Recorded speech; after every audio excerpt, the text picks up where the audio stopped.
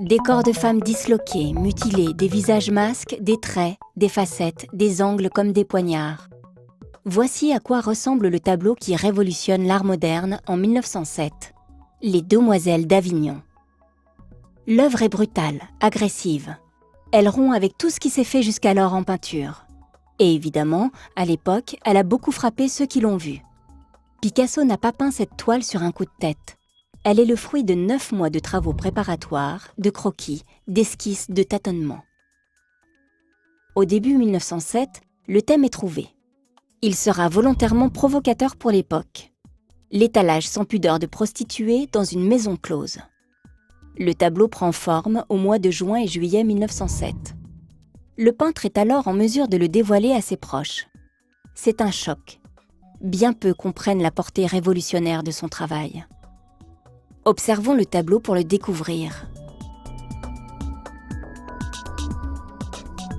Les Demoiselles d'Avignon représentent 5 femmes devant des draperies qui exhibent leur nudité dans des positions variées.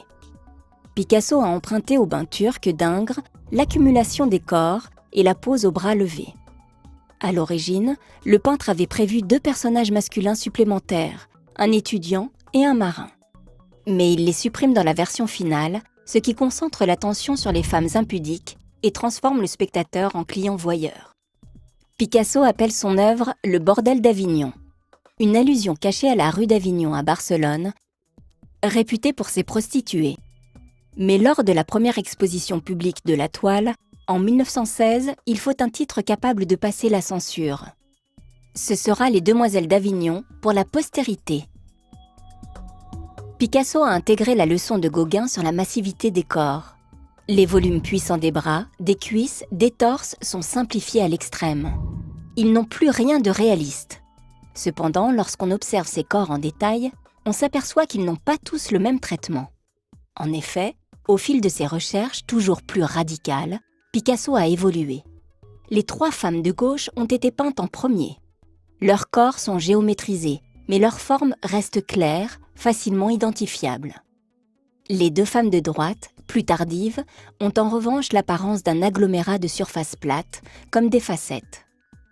Picasso les disloque, notamment celle assise, les jambes écartées, dans une position impossible.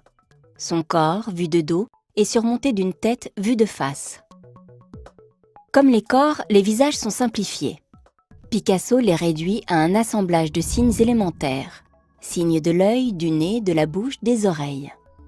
Il emprunte cette simplification à l'art ibérique pour les 3 femmes de gauche, avec les yeux cernés et l'importance des oreilles, et à l'art africain pour la figure en haut à droite. Son œil vide, son nez massif et sa bouche basse évoquent certains masques africains.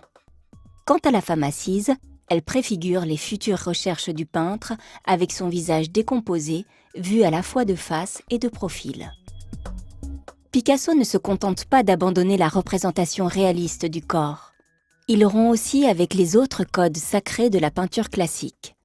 Dans ce tableau, on ne trouve ni perspective ni ombre. Les 5 figures sont comme plaquées sur le décor qui les entoure. Picasso retranscrit autrement l'impression de profondeur en superposant les corps ou en faisant disparaître un bras derrière une draperie.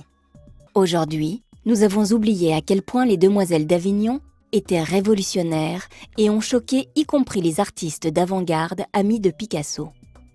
Nous nous sommes habitués à voir ce type de tableau. C'est la preuve que cette toile est l'acte de naissance de l'art moderne.